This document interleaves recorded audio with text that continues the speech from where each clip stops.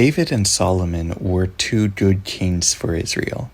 They made mistakes, but they were also faithful to God, and they did some wonderful things for Israel.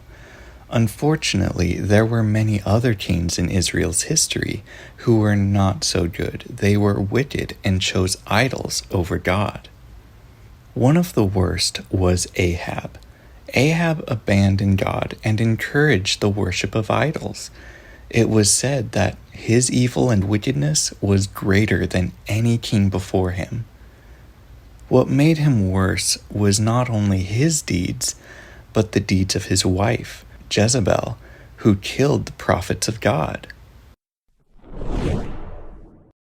Elijah was a prophet who confronted Ahab. He condemned him for the evil things he did and declared that it would not rain until Elijah himself prayed for it.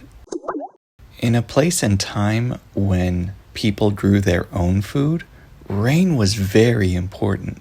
They couldn't just go to the supermarket to buy more food. Of course, this made Ahab very mad, but God told Elijah to run into the desert and hide.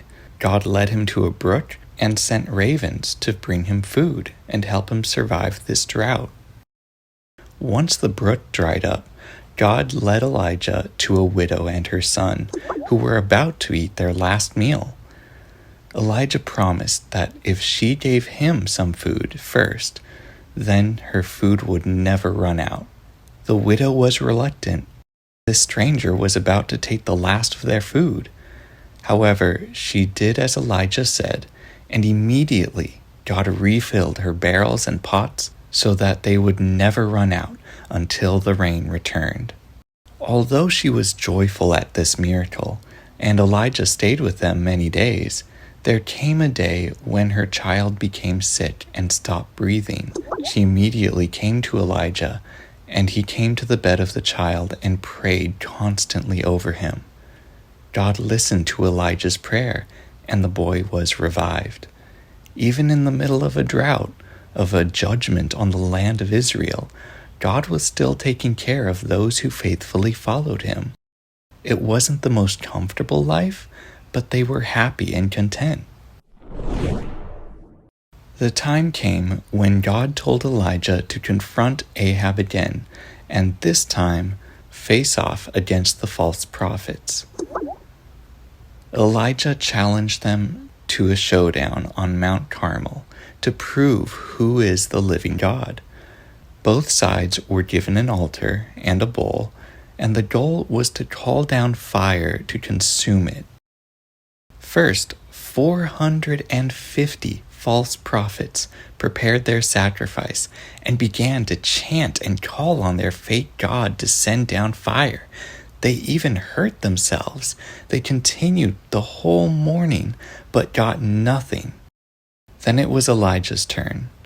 The first thing he did was dig a trench around his altar, and then he had it doused in water 3 times. The wood, the sacrifice, the stones were drenched, and the trench was full of water. Then Elijah prayed, and God sent down a fire that didn't just burn the sacrifice. It consumed the sacrifice, the wood, the altar, the stones, and all the water that was in the trench. There was nothing left of Elijah's altar. After that, the false prophets were removed, their idols taken down. They were proven to be false. After 3 years of drought, Elijah finally prayed for God to send the rain, and it came. Bad people will come into our lives, and bad things will happen. We are not promised comfort in this life. Even in the middle of storm and trials, God will take care of us. Just keep doing what is right and trust Him.